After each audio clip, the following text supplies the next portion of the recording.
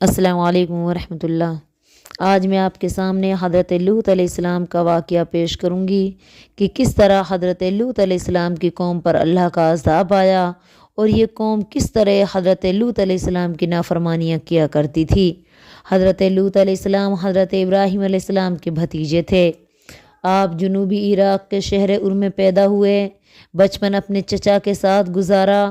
حضرت ابراہیم علیہ السلام نے وطن سے ہجرت کی تو آپ بھی ان کے ساتھ حران آ گئے، اور وہاں قحط پڑا تو دونوں چچا بھتیجے حران سے مصر چلے گئے۔ مصر سے حضرت ابراہیم علیہ السلام نے اللہ کے حکم کے مطابق حضرت لوط علیہ السلام کو سدوم کی طرف بھیج دیا۔ سدوم پہنچ کر حضرت لوط علیہ السلام دن رات وہاں کے لوگوں کو ہدایت کا راستہ دکھانے میں مشغول ہو گئے۔ آپ ان سے کہتے کہ تم ایسی بے حیائی کے کام کیوں کرتے ہو جو تم سے پہلے دنیا میں کسی نے نہیں کیے؟ تم لوگ اللہ سے کیوں نہیں ڈرتے ہیں؟ تمہارے لیے ایک امانت دار پیغمبر ہوں، جو بات کہتا ہوں تمہاری بھلائی کے لیے کہتا ہوں۔ اللہ سے ڈرو، میری بات مانو، سب برے کام چھوڑ دو اور اللہ کے نیک بندے بن جاؤ۔ میں تم سے اس نصیحت کے بدلے میں کوئی چیز نہیں مانگتا، اس کا بدلہ تو میرے اللہ کے پاس ہے۔ تم لوگ تو برے کاموں میں حد سے بڑھ گئے ہو۔ ان لوگوں پر حضرت لوط علیہ السلام کی نصیحت کا کچھ اثر ہوا نہ، اور الٹے وہ ان کے خلاف ہو گئے اور آپس میں کہنے لگے، یہ لوط بڑے نیک اور پاک بنتے ہیں، کیوں نہ ہم ان کو شہر سے نکال دیں۔ پھر انہوں نے حضرت لوط علیہ السلام سے کہا، لوط اگر تو ایسی باتیں کرنے سے باز نہ آیا تو ہم تمہیں اپنے شہر سے نکال دیں گے۔ حضرت لوط علیہ السلام نے ان کی دھمکی کی کچھ پرواہ نہ کی اور ان کو برابر سمجھاتے رہے، مگر یہ لوگ اس قدر بڑھے اور ڈھیٹ ہو گئے کہ حضرت لوط علیہ السلام سے کہنے لگے، اگر تم سچے ہو تو تم ہم پر اللہ کا عذاب لے آؤ۔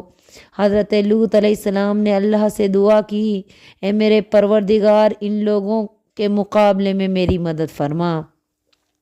اللہ تعالیٰ نے اپنے نبی کی دعا قبول فرمائی اور سدوم کے لوگوں کو سزا دینے کے لیے عذاب کے فرشتے انسانوں کی شکل میں بھیجے۔ پہلے یہ فرشتے حضرت ابراہیم علیہ السلام کے پاس مہمان بن کے پہنچے اور باتوں ہی باتوں میں انہیں بتایا کہ وہ اللہ کے بھیجے ہوئے فرشتے ہیں اور حضرت لوط علیہ السلام کی بری قوم پر عذاب نازل کرنے کے لیے بھیجے گئے ہیں۔ حضرت ابراہیم علیہ السلام بڑے رحم دل تھے۔ وہ فرشتوں سے بحث کرنے لگے کہ ایسا نہ کرو۔ فرشتوں نے کہا، اے ابراہیم علیہ السلام، اس بات کو جانے دیں، آپ کے رب کا جو حکم آ چکا ہے، اب ان لوگوں پر عذاب آنے والا ہے، یہ کسی بھی طرح نہیں ٹل سکتا۔ حضرت ابراہیم علیہ السلام نے فرمایا، اس بستی میں تو لوط علیہ السلام بھی ہیں۔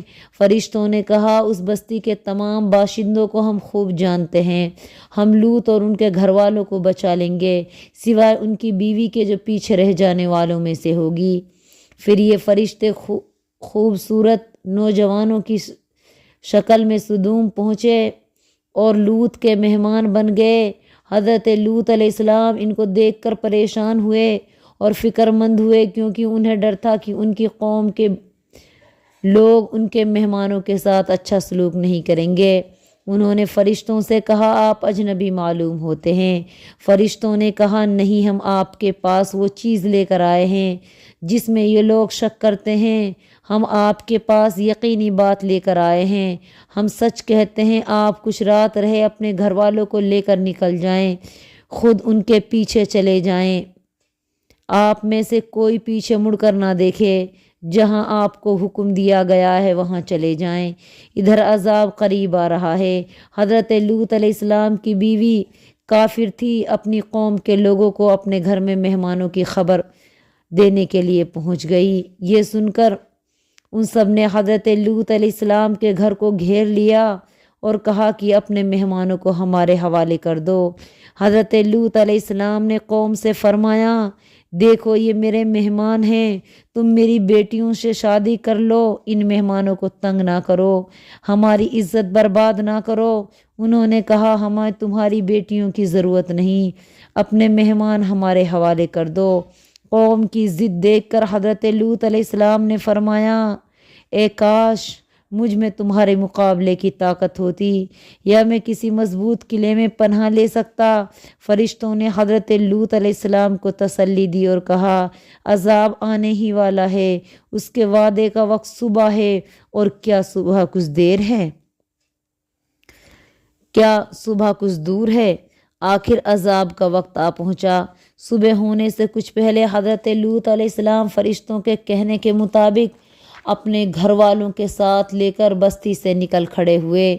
ان کی کافر بیوی بھی ساتھ تھی، مگر وہ مڑ مڑ کر پیچھے دیکھتی جاتی تھی اور وہ پیچھے رہ گئی۔ سورج نکلتے کانوں کے پردے پھاڑ دینے والی ایک خوفناک آواز آئی، اور ساتھ ہی پتھر کنکر برسانے والی زبردست آندھی آئی، جس سے سدوم اور کافروں کی دوسری بستیاں تہس نہس ہو گئی۔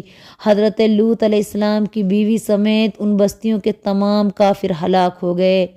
بحرائے مردار کے جنوب مغرب میں ان بستیوں کے کچھ کھنڈات پانی میں غرق ہو چکے ہیں، اور کچھ بحرائے مردار کے کنارے مشرق کی طرف ابھی تک موجود ہیں۔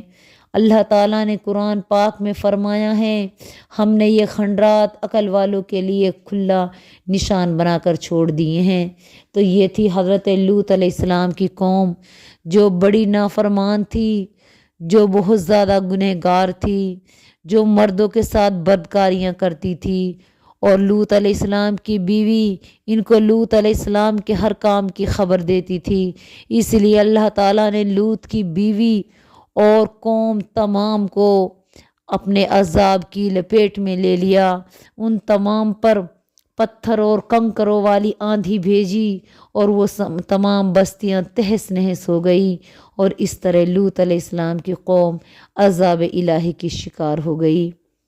تو ہمیں بھی اللہ تعالیٰ کے عذاب سے خوف کھانا چاہیے، اور ہمیشہ نیک کام کرنے چاہیے، برے کاموں سے دور رہنا چاہیے۔ آمین۔ السلام علیکم ورحمۃ اللہ وبرکاتہ۔